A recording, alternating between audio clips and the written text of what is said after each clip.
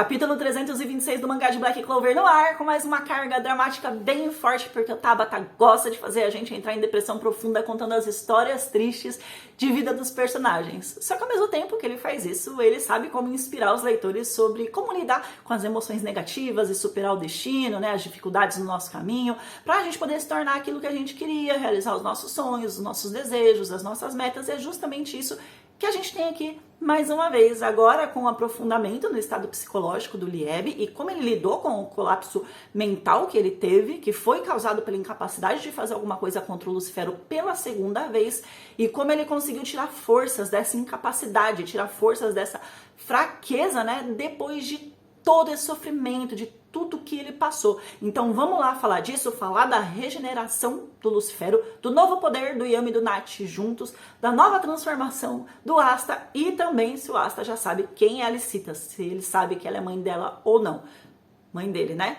Tem bastante coisa pra gente falar aqui no vídeo, então qualquer coisa bota no 1.5 e vambora. Lembrando que eu terminei de fazer esse roteiro, era 1 da manhã, eu comecei às 6, terminei às 1 da manhã, dormi pouquíssimo, acordei às 6 e eu ainda estou meio sob efeito do Zolpidem, gente. Então tem hora que eu tô embolando as palavras, me perdoem se eu embolar muito aqui, mas é a vida. Eu não vou ficar recortando o vídeo porque senão vai demorar muito pra editar, tá bom? Vou deixar embolado. O capítulo começa exatamente de onde acabou o 325, com Yuno pedindo música no Fantástico depois de ter sido solado mais uma vez, coitado. E apesar de eu não ser hater do Yuno, muito pelo contrário, eu adoro como toda a construção dele se contrapõe ao Asta.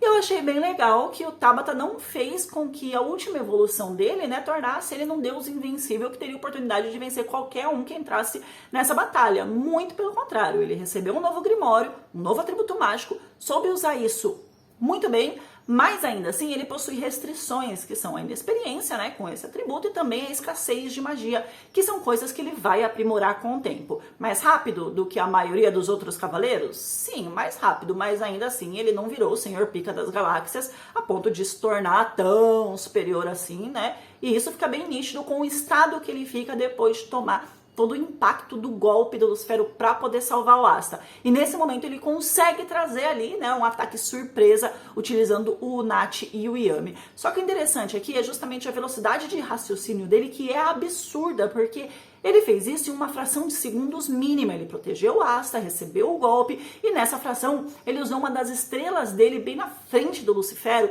para que a luz dessa estrela batesse diretamente nele e o corpo dele formar uma sombra atrás. E aí com isso o Yami e o Nachi puderam ali surgir através dessa sombra, através da capacidade do Nachi de se locomover atrás dela, para chegarem ali e usarem uma nova magia e tentarem golpear o Lucifero, que infelizmente não deu resultado, né? Mas foi bem legal. Essa nova magia combinada deles tem o nome de Doppelganger, que provavelmente eu falei errado, mas é um termo usado pelos alemães quando eles encontram uma pessoa muito parecida com a outra, ou muito parecida com si mesmo, e que significa duplo ambulante, né? E dentre várias vertentes de lendas ali, mitologias, é uma criatura mística que teria a capacidade de escolher alguém para poder copiar até mesmo as características mais profundas dessa pessoa, e depois do processo de duplificação, o ser passaria a acompanhar o indivíduo, imitando ele, e aqui a gente tem 2 pontos que o Tabata utiliza em relação a esse termo. O primeiro é o fato do Nachi e do Yami serem extremamente parecidos entre si, né? A relação assim, de personalidade entre eles é muito parecida, principalmente na juventude, que eles passaram um bom tempo aterrorizando o reino, então eles são muito parecidos entre si nesse quesito. E o outro ponto é que a gente vê o Nachi utilizando a espada do Yami, a espada nova que foi criada lá pelo Vengeance no 323. Na verdade, não é uma espada real, a gente não tem 2 espadas daquela, tá? 2 espadas novas, mas é uma espécie de clone das sombras, vamos dizer assim, uma duplificação da espada feita pela fusão dos poderes deles, e a gente pode perceber isso na hora que o Lucy atinge eles, né? A espada real cai da mão do Yami, enquanto a duplicada que tá na mão do Nachi se desfaz, virando uma sombra. Uma outra coisa que pode ser provável é que esse golpe tenha feito os movimentos do Nachi terem sido copiados de forma idêntica aos do Yami, já que os dois fazem exatamente o mesmo movimento, né, de golpe, apesar de ser um movimento espelhado. Um vai para um lado e o outro vai para o outro, né? Mas como o Nachi já estava todo ferrado e não tinha muita capacidade de fazer algo assim grande, né? Existe a possibilidade dessa nova magia ter esse tipo de capacidade aí, levando em consideração todos os pontos que eu citei aqui em relação às lendas e mitos. O que acontece aqui nessa cena mostra a sensibilidade absurda que Lucifero tem em relação a tudo que está acontecendo ao redor dele. O ambiente ao redor dele é muito bem controlado por ele, né?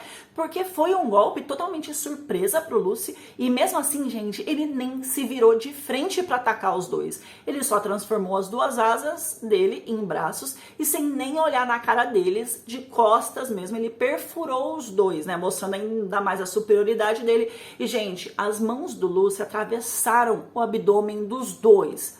E apesar de não ter ficado muito nítido no Yami, porque a imagem grande deles dois ali só mostra pra gente, né, a mão dele atravessando o Nath, saindo pelas costas dele, e no Yami não. Mas bem em cima desse quadro, a gente tem dois quadros menorzinhos que mostram os pulsos do Lucy saindo pelas costas dos dois. Dá pra ver as marquinhas que ele tem nos pulsos agora com essa nova transformação, que é algo que ele não tinha antes, mas que no 325 a gente consegue ver lá na hora que ele tá indo dar o socão na cara do Asta. Aquela pele de maracujá murcho dele também, né, tá mais lisa. E agora ele tem essas marquinhas aqui e também tem aqui nessa parte do braço, assim, da dobra do braço. E esse golpe, gente, teve um potencial mortal muito grande, porque varou os dois. Então, obviamente, seria um golpe que poderia causar a morte de um deles ou até mesmo dos dois ao mesmo tempo, né?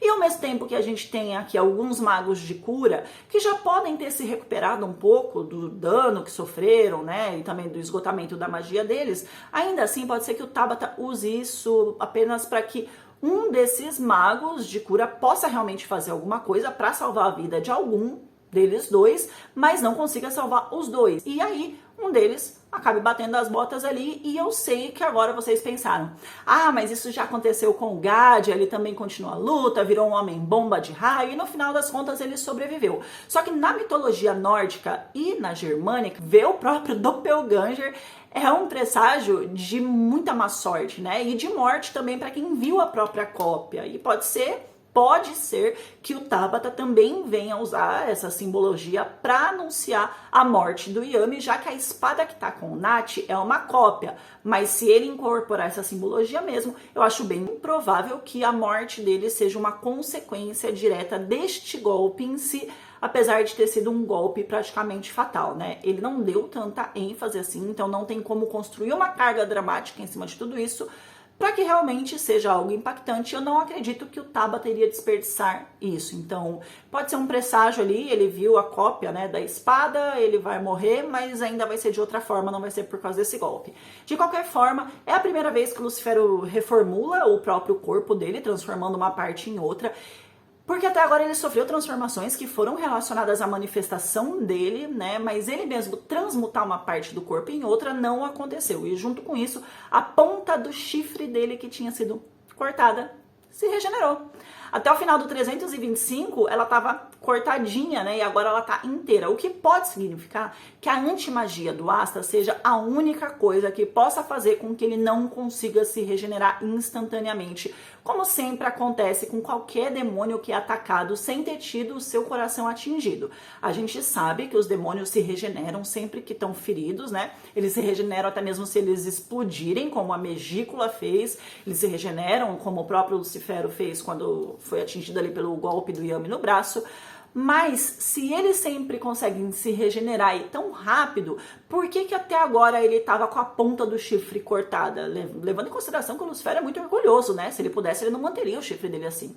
Porque provavelmente o ferimento com a antimagia fez com que essa recuperação seja muito mais lenta e impediu ela de ser instantânea. Isso aí daria margem para o Asta causar um grande ferimento nele e precisar fugir para poder se regenerar, e aí os cavaleiros pudessem fugir para outro lado, né, para poder se recuperarem e adquirirem novas habilidades.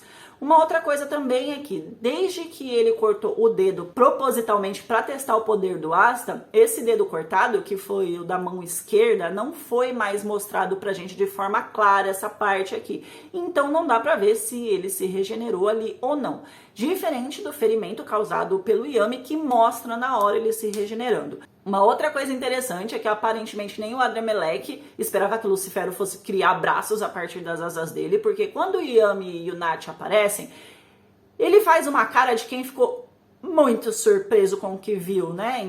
Logo pra baixo ali, tipo, olhando pra baixo. E no quadro embaixo dele, tem um outro quadro que foca só nos respingos de sangue. Então até ele se surpreendeu com o Lucifero e com a espetada que os dois levaram lá.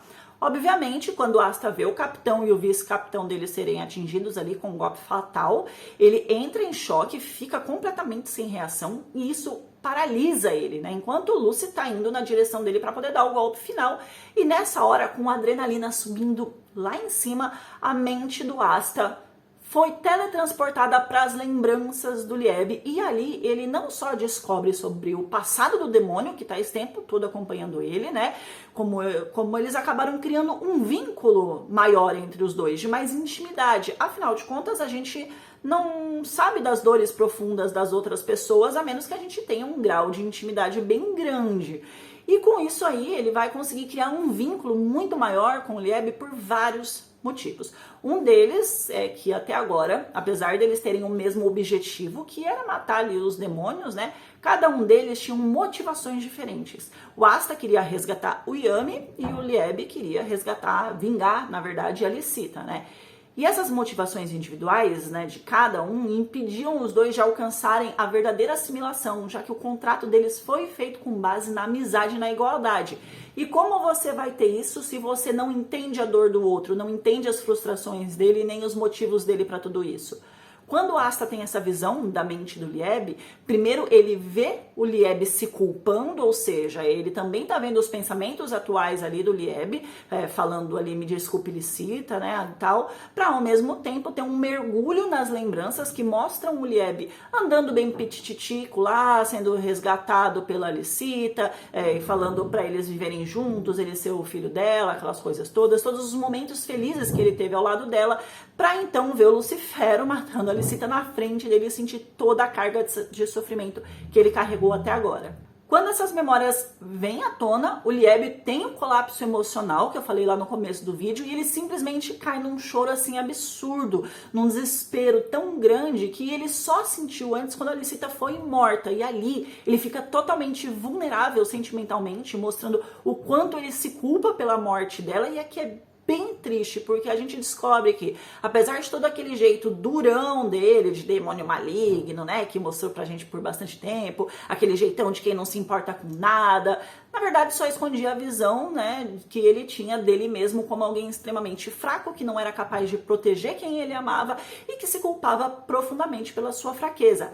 A luta psicológica que ele trava com ele mesmo ali naquele momento traz um desenvolvimento bem legal pra ele, já que pela lógica dos princípios demoníacos, um demônio não tem sentimento nenhum por nada nem por ninguém. E ele só vive para causar, né, espalhar o caos, causar morte, inclusive entre eles mesmos. E isso daí dá uma abertura bem grande para a gente poder fazer aprofundamentos e construções mais intensas em outros demônios. Talvez, quem sabe, até um possível demônio que se apaixonou por uma mulher e teve um filho. Talvez. Só que, pra sorte dele, ele tem o Asta, que é uma pessoa extremamente empática com a dor do outro, né? E quando ele toma conhecimento de tudo isso, ele usa toda essa empatia para tomar a dor do Lieb para ele e dessa forma fazer da motivação do Lieb a motivação dele também. Então, agora que ele não tem mais a motivação pessoal de resgatar o Yami, que já foi resgatado, né? Apesar de que ele ainda tem a motivação de salvar o capitão dele ali, que tá à beira da morte agora. Agora ele também compartilha desse laço mais profundo com o Lieb, e a motivação dele deixa de ser pessoal, né? Mas passa a ser também a motivação do amigo dele, e com isso eles criam esse laço mais profundo e conseguem de fato realizar a assimilação entre os dois. É bem interessante que esse diálogo acontece com os dois estando fisicamente mais jovens, justamente para poder representar a inocência, a pureza dos sentimentos, né, dos dois, mas também pode ter um outro motivo, que é uma teoria que acabou ficando mais forte para mim agora, mas que eu não vou falar nesse vídeo porque ele já tá bem longo, então depois eu falo em outro. Quando tudo isso acontece e esse laço mais profundo entre os dois é criado, eles voltam para a realidade e ali o Asta aparece com uma nova forma demoníaca, mais complexa e mais evoluída. E calma que eu já vou falar sobre o Asta saber ou não quem é a Alicita e tal, e dele ter chamado o Lieb de irmão também. Só que, na hora que eles voltam, o Lúcifer estava terminando de alcançar ele com um soco. E de forma bem instintiva de sobrevivência mesmo, de forma inconsciente, o Asta consegue se defender do golpe usando a espada. Golpe esse que seria tão forte ou até mais do que o soco que o Zora levou. E depois a gente consegue ver totalmente a nova forma do Asta e tem várias coisas para falar aqui. Primeiro são os olhos dele, que claramente sofreram alterações. As pupilas dele ficaram pretas, totalmente dilatadas, bem diferente de antes. O branco dos olhos pode ser que tenha sofrido também uma alteração de cor e ficado vermelho ali, mas eu acho mais provável que essa coloração diferente que a gente tem ali seja só por causa da sombra que está refletindo em todo o rosto dele, né, do nariz para cima. E isso é bem provável, né, que seja a razão, já que a mesma cor do olho é a mesma cor que está na testa e ao redor ali, né, então eu acho que pode ser isso. A coloração do cabelo dele também mudou. Até agora o cabelo dele ficava mais acinzentado na transformação, né, mais do que o normal, e agora ficou totalmente preto. A faixinha de cabelo, que se transformava até então numa faixa, né, maior, com 5 losangos aqui na frente, não tá mais lá na testa. O contador da fusão dele também mudou de posição. Aquela mancha clara em volta do contador agora virou um círculo bem definido e o mais importante de tudo, um 5º chifre cresceu ali no meio da testa do Asta. E eu só queria fazer um parênteses aqui sobre a simbologia do número 5 em relação ao Asta. Ele tem um grimório de 5 folhas, ele tem aquela faixa que fica na cabeça dele, né, com 5 marcas demoníacas, né, 5 losangos. Ele tem um contador com 5 bolinhas aqui e agora ele tem 5 chifres, o que pode indicar que ele não venha ter mais nenhum e que ele fique mesmo com esses 5, já que o Tabata é muito detalhista com simbologias desse tipo. Aparentemente a faixa do cabelo dele desceu ali para o pescoço, então pode ser que ela só tenha caído por causa do chifre, né? Ou que pode ser que ela tenha mudado fisicamente de posição mesmo e agora vai se manifestar ali. Do ângulo que tá agora, parece que aqueles chifres curvados do Asta também sofreram alteração, estão um pouco maiores, um pouco mais curvados, e tudo isso indica que o Asta agora tá mais forte do que antes e que provavelmente vem um novo golpe aí com a evolução da assimilação entre ele e o Lieb. Quando eles fizeram a fusão por último agora, eles tinham só 2 minutos restantes. Só que na nota do rodapé, os editores deixaram implícito que esse tempo pode ter sido prorrogado com a evolução da assimilação, já que está escrito lá que o laço entre eles traz à tona um poderoso contra-ataque. E somando aí, né, com a mudança no contador, pode ser que esse tempo de assimilação tenha aumentado, ou pode ser também que esse golpe vai acontecer nos segundos finais, igual aconteceu lá com o Dante. Eu só sei que é a primeira vez que a gente vê um demônio com 5 chifres, ou então alguém aí com uma fusão, né, com 5 chifres, e isso com certeza tem um significado especial para poder determinar o nível de poder deles. Tem mais coisa para falar sobre isso, mas eu quero finalizar o vídeo, que tá longo, então depois eu falo em outro vídeo pra gente falar sobre o Asta e a Alicita. O Asta sabe que a Alicita é a mãe dele e por isso ele chama o Lieb de irmão, e ali, pelo fato dele não ter sido criado por ela, desde os seus primeiros meses de vida, ele não criou vínculo sentimental, por isso ele não ficou ressentido do Lucifero ter matado ela, mas ficou pela dor que causou no Lieb. Olha, gente, eu acho bem improvável, mas bem improvável mesmo, tá? Sabe por quê? Porque, primeiro, as memórias que ele viu no Lieb não tinha absolutamente nada referente a Alicita, né? Justamente porque o Lieb não vivenciou nada que pudesse fazer ele gerar qualquer tipo de lembrança relacionada ao fato da Alicita ser mãe do Asta. Então não tinha como, através dali, ele saber disso. Ele pode ter notado que os dois eram muito parecidos, mas não que ela era a mãe dele. A gente não viu também, de fato, a Alicita contando pro Lieb que ela teve um filho, abandonou ele, porque ela sugava energia vital e tudo mais.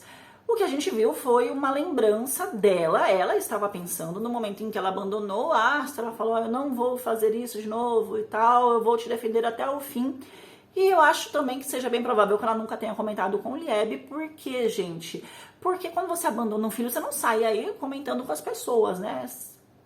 Você vai sentir toda essa dor novamente quando você fala. Com certeza a Alicita amava muito o Asta e ela deve ter sofrido muito quando deixou ele lá e passou o resto da vida dela sofrendo.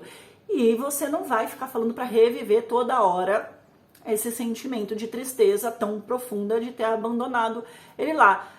Então eu acho que é bem provável que o Asta não saiba, porque não tem nada dentro do Lieb que ligue a Alicita a ele. Então não tem como ele tirar essa informação só de achar que ela é muito parecida com ele. E, inclusive, há uma probabilidade bem grande, né, do Lieb só ter percebido que o Asta era filho da Alicita ali, pelos dois serem muito parecidos tanto fisicamente quanto na personalidade, e também de talvez a Alicita ter deixado alguma coisa escrita lá no Grimório. Ah, Fernanda, mas ele chamou o Lieb de irmão e tal. Ele chamou o Lieb de irmão, mas depois ele se referiu a Lieb como companheiro, o que indica que ele realmente não sabe dessa ligação. E vale lembrar que o Tabata consome muito conteúdo ocidental e a gente tem muitas referências ocidentais na obra, então ele provavelmente entende que em outras línguas o termo irmão também é utilizado para se referir a um amigo que a gente tenha um sentimento mais forte, né? Que a gente considere ali como irmão. O kanji que é usado na palavra irmão aqui nessa cena é realmente referente a irmão de sangue, mas se o Asta realmente soubesse e só não se sentisse triste ou revoltado por isso, né, por não ter conhecido ela, ele não ia chamar ele de companheiro lá depois no final. Na minha interpretação aqui, ele se referiu ao Lieb como irmão da mesma forma que ele se refere aos touros negros como família, né? E por ter desenvolvido ali por ele um sentimento semelhante ao que ele tem pelo Yuno, que também ele considera como um irmão. Além disso, eu acredito que o Tabata vai usar isso de alguma forma mais impactante na obra, justamente para poder provocar um sentimento de ódio no Asta contra o Lucifero, quando ele descobrir ali que o Lucy roubou dele toda a possibilidade de ter conhecido a mãe, ter convivido com ela. E a gente precisa lembrar que o Asta é muito sentimental, ele é muito emocional. Então ele não ia ficar de forma tão indiferente em relação a isso só por não ter convivido com ela. De toda forma, agora provavelmente nos próximos capítulos a gente vai ter mais alguma evolução em relação a isso. E eu tinha muito mais coisa para falar, mas eu vou desmembrar em outros vídeos, porque este daqui já está com 24 minutos. Talvez vai ficar com uns 22 aí na hora de fazer os cortes para poder editar, mas é isso, gente. Tem muita coisa que não deu para falar. Deixe seu comentário aqui, vocês já sabem. Muito obrigada por terem chegado até aqui. Não esqueça de deixar o seu like, apoia aí, porque esse vídeo foi um dos mais complexos que eu fiz até agora, um dos mais longos de desmembrar, tá bom? Beijo pra vocês, muito obrigada, até mais, até o próximo. Tchau.